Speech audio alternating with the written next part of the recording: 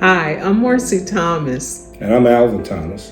and this is Life and Marriage with Alvin and Marcy. Listen, we are so excited about our new subscribers and the views that we're getting on our videos. Listen, we want to just thank you so much for your support. It's not easy kind of being transparent and letting people in on your private life. But you know what? We believe that us sharing about our story will help someone and save someone's marriage, save someone's life, basically, because we all go through things. And I mean, it's just. Awesome. I agree. I am happy that you're joining us, and we are happy today that you joined us again. So we want to get started on a new episode. What are we titling this, Mars?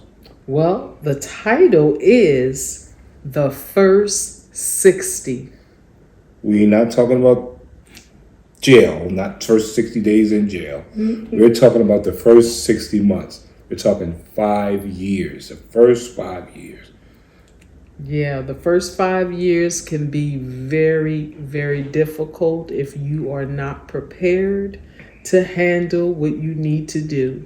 So you want to do a little recap for those who may not have caught our couple episodes prior? Okay. So we started off episode 1. Mm-hmm. It was Love at First Sight. Love at First Sight. How could I forget that one?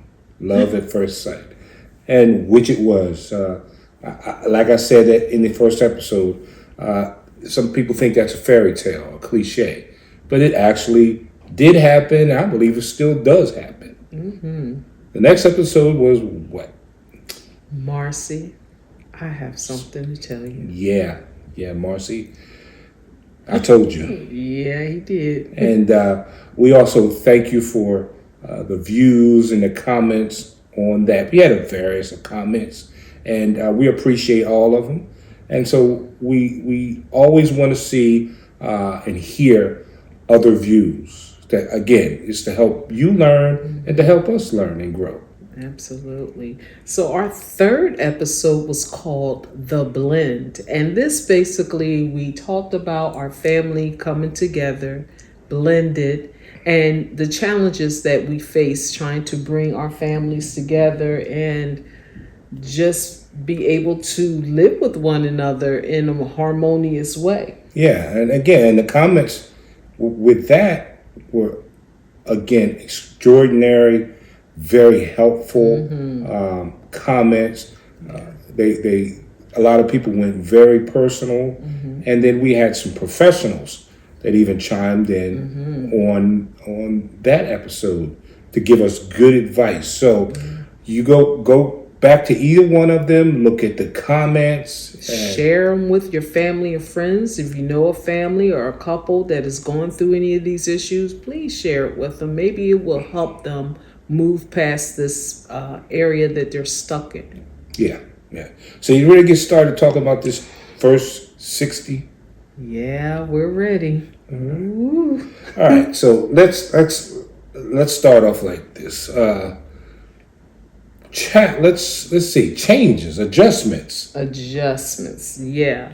Now everybody knows that when you first get married, there's going to be some adjustments, okay? My adjustment was turning my husband's place from a bachelor pad to a family pad. So that was a little challenging because some stuff had to go. Yeah. Mm-hmm. Yeah, it did. A lot of things had to go because it wasn't family friendly. And so, with her getting rid of some of my things, she was also moving her things in. So we had to create room in a home that wasn't, a real large house. And so I believe that I got rid of more things than she'd moved in. The space was filled up quickly. Yes, it was. That was what it was about. So, moving in, making room, changing things, sprucing up things, letting things go. That was all part of it. Some of it is hard to do. Yeah, and I promise you, I did not bring everything. I did get rid of some things as well. So, You did? marriage is about compromise, right? Yeah, it is. It is. Okay, Yeah. all right.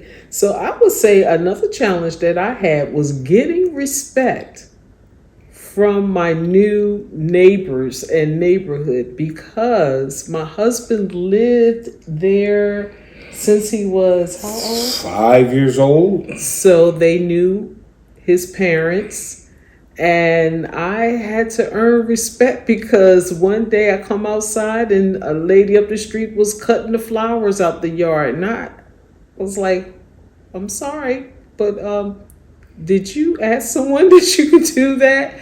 And she said no. I said, well, please don't do that anymore. I said, I'm Alvin's wife. Please knock on the door if you would like to get some flowers, and everything will be fine. So when Alvin came home, I'm like, do you know that lady up the street was cutting on your mother's flowers? And that's something my mother really didn't allow. I found that out. So when you told me. you kind of took over in her footsteps, like, don't touch my flowers. Yeah, Unless, people will try to test the waters. So I just let her know I'm the new Mrs. Yeah. So Wow. we're What not doing what that. about? Didn't you have a visit from the neighborhood mayor? Oh yeah, because the neighborhood that we lived in was historical. So we had a lot of the men that lived there worked at the Phoenix Steel, which was a steel mill not too far from the development. And when he came and knocked on the door, he welcomed me to the neighborhood and just let me know that that I had his approval. So that was interesting. And interesting and funny, and that was it was more of a get to know you. But what about let's talk about getting married and adjusting to family members. And Yeah, I mean, I knew a lot of your family members because I knew them before I knew Alvin. But then there were some I didn't know. So, that was interesting, connecting with those family members that I didn't know. And yeah, my sister, I was the type of guy who, if I was halfway interested in someone, I would take them around my family. And I love my family. They were very blunt, and I love that about them. They either gave me up or they gave me up. And I respected that. I respected it because 9 times out of 10, they were right. They turned out to be right. I remember the first time that I took Marcy as my girlfriend over to my cousin's house. And as we spent time there, and she knew them. I don't think she knew that part of the family. no, I didn't.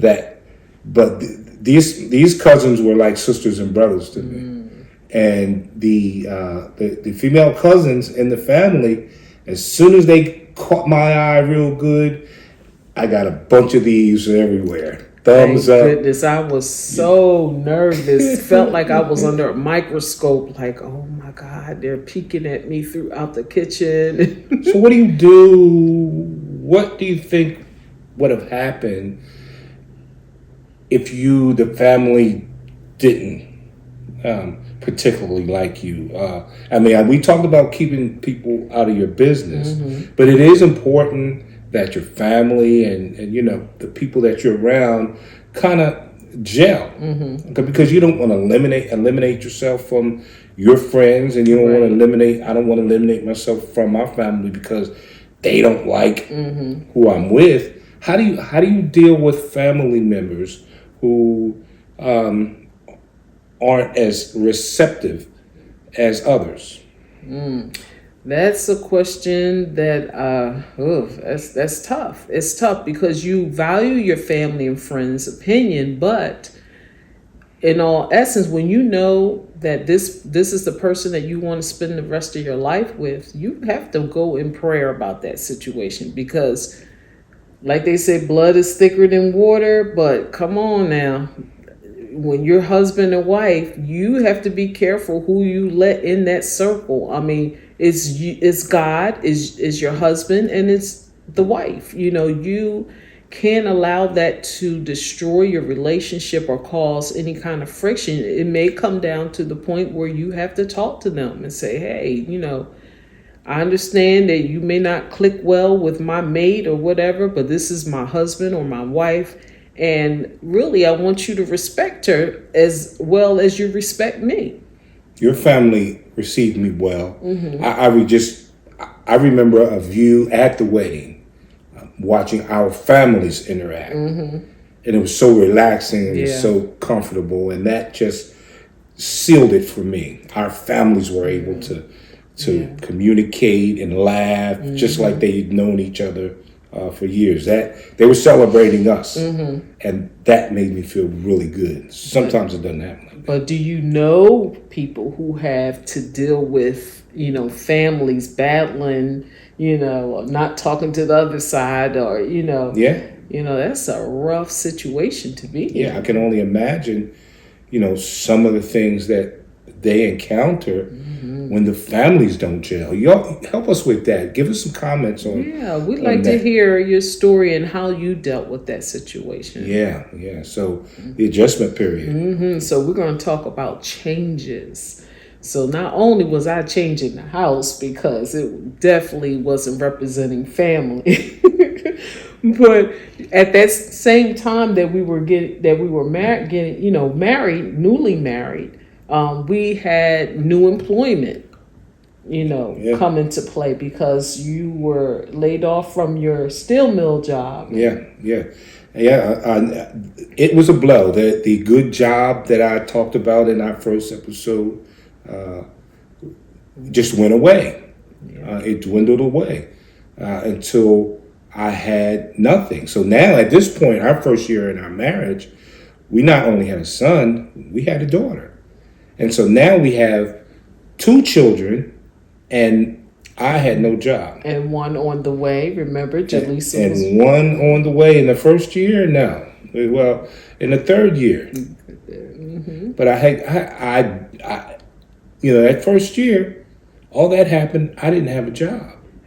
And so it was challenging, but I was always taught to go get it. I had to go get it, and I wasn't working for me anymore. I was working for a family. Right. I didn't, I couldn't, my father had passed away that February before we met, and my mother had passed away a year earlier in that January. Wow. And so I didn't have mom and dad to fall back on. And so I had to go get it. They taught me well that I had to take care of my family. And so that's what I did. So what do you feel about us having 3 children, I guess under the age of 6, and the complexity of our marriage at that time? It was more than I expected. I did find a job. We both were working. As a matter of fact, we wind up working at the same place. That's a whole different episode. Oh, yeah. But we wind up working at the same place. And what we would have to do, I worked on the first shift. My wife worked on the second shift. Right, just so that we can cover, childcare. Because having 3 children, even today, back then, it was expensive, and now it's outrageous. Yeah, I don't understand how they can do it. Yeah, those are the things that those are one of the adjustments. Those are one of the things we had to do. Then we would hand the kids off like a baton. I was getting off work, and she was handing me the kids, and she was going to work, and she wasn't getting off until 10 o'clock at night. Yeah. Now, things like that can definitely put a strain on your marriage because you're not spending quality time like you need to. So how do you feel that we did getting that quality time in with the 3 children and, we working different shifts? we did our best. Again, now, mom and dad, your mother and father. Oh yeah, very helpful. They were helpful, but at the same time, we did not take advantage of them. They loved to see their grandchildren. Oh yeah. But we didn't take advantage of them. But when we did get the opportunity to have a loan, we made the best of it. We didn't involve a lot of other people. It was just you and I. Right. We didn't. Double dates. We didn't. Yeah, we didn't go a bunch of double dates. We did a few double dates, but most of the time it was just her and I spending time together. Rebonding. So that's important. If you're living that type of busy life right now, it's very important for you to carve out some time just for you and your spouse. Just for you and your spouse. Have it planned. Have it planned, and we're going to do this, this week, and we're going to do this next week, and stick to it. Yeah.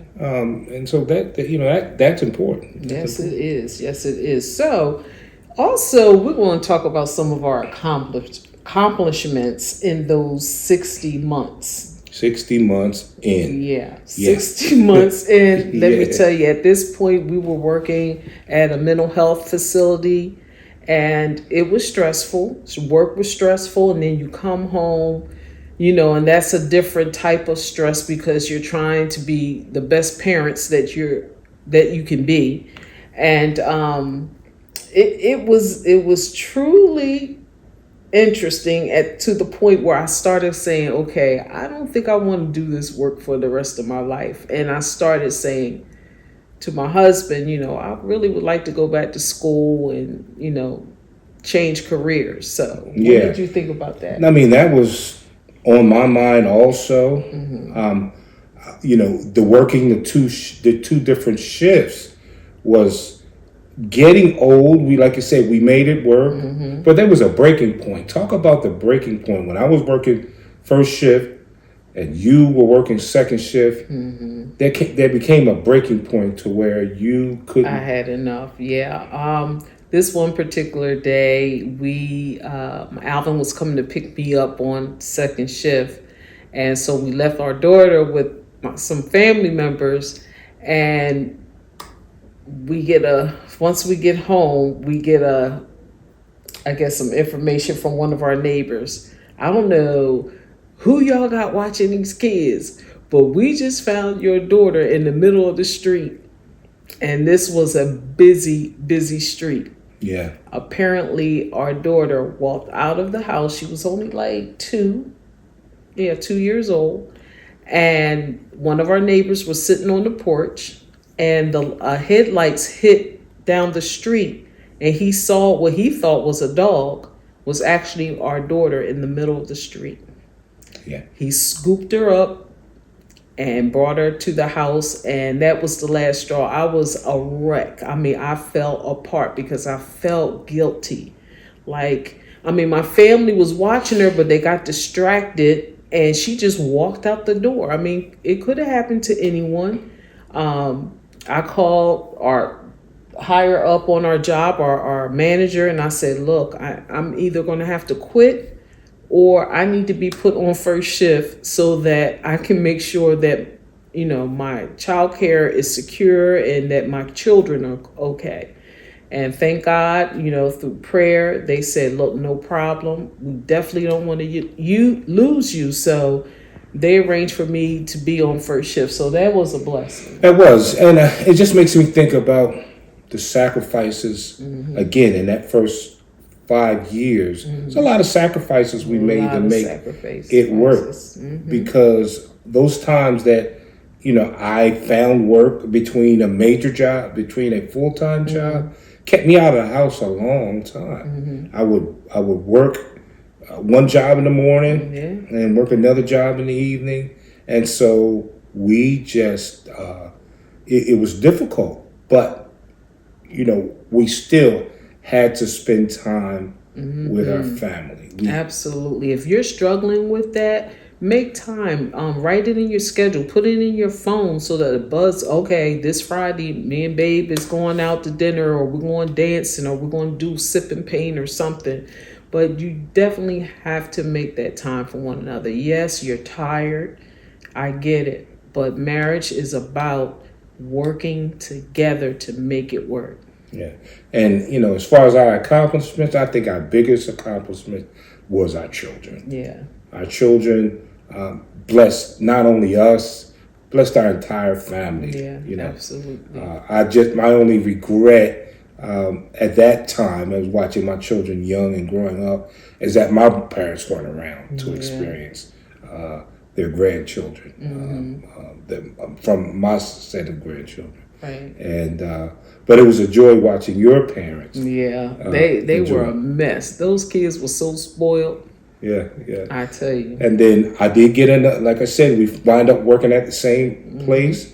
It wasn't paying as much as the job that I had before, but it was steady work, no layoffs, plenty of benefits. I think that was great for what I needed then. Absolutely. I got a question for you, though. Okay. So you're newly married, and you were used to being around your friends and things like that. How did it change once you got married and we started our life together? Was it difficult not to hang with your boys? Well, I will say that first year, I had to realize that I had a wife at home, fellas. That's the truth. It's not just me anymore, and I was still hanging out with the fellas, and until one night, I was broken, and this is what happened. My wife, she went out with her friends one night, and I'm watching the clock. She said, "I'll be in about 10, 11. No problem. I got the kids, fed the kids, bathed the kids, put the kids to bed. 11 o'clock came, no Marcy. 12 o'clock came, no Marcy. 1 o'clock came, I'm a little concerned. By 2 o'clock, I was knocking on the door of the friend's house that she was at. And they were in there just having a good time, looking like they weren't going to end it soon at all. Let me tell you, we were having a ball. We were dancing, making funnel cake, just having a ball. Yeah, and so I said, "Are you coming home?" At that moment, she never really asked me that question, but I can hear myself asking that question. The next time I went out and it was getting late, I heard myself telling her, "Are you coming home?" And that kind of ended it for me. I had a wife and family. And so what was more important? The streets with my boys or my family? So there is a decision that you have to make coming from bachelorhood. And if you're not ready for it, listen, don't do it. Because you have a family. And so when you commit, you commit. Absolutely. And these are things that you should be talking about while you're dating. You know what I mean? Yeah. Okay, so how are we going to do hanging out? And I believe that you should have your own interests and hobbies, far as, things that you like to do. You should, respect that in one another. But you do need to have conversation about, okay, so when I want to go out, what do you say is a good time, that's going to be too much for you being out late, or, how often should we have these, times to ourselves and things like that. So they are important pieces of conversations that you need to definitely have. And they have to have, and it has to be an honest, open conversation, because some people don't like to be told what to do. Yeah. But you have to compromise. There has to be a compromise in marriage. It is not just one way. I'm the leader of my household. This is the queen of my household. But we have to compromise. I'm not going to make any decisions without my wife knowing, unless it's a surprise to her or something like that. Yeah, he loves surprises. Let's keep that surprise thing tucked for later on. But yeah. Wow. This has been a great, interesting 60 months in. 60 months in. You know? 60 months in. And all in all, you know, those first 60 months were good. We ironed out our differences. We did have some differences. We did bump heads over those first 5 years. But we learned how to talk. There's another accomplishment. Yeah. We learned how to talk and communicate with each other, not to each other. Right. We learned how to talk with each other. Absolutely. And we said it then, and we'll say it again. Communication is the key. You have to communicate to make things work. Awesome. So yeah. So. Ooh, that was our first 60 months in. We would, again, love to hear how yours was and what did you do to help straighten out issues that you may have had. Please, please, please share this video if you know of someone who needs to hear about how other people have gone through those first 60 months in. We would love for you to share this. Go on our Facebook page, click like and share. Go on our YouTube page and subscribe and also share, because I'm telling you, we all could use a little help. Yeah. So thank you again. Interesting conversation. Very interesting. And we look forward to hearing from you, hearing your comments, hearing your feedback. Until next time, thank you for joining Life and Marriage with Alvin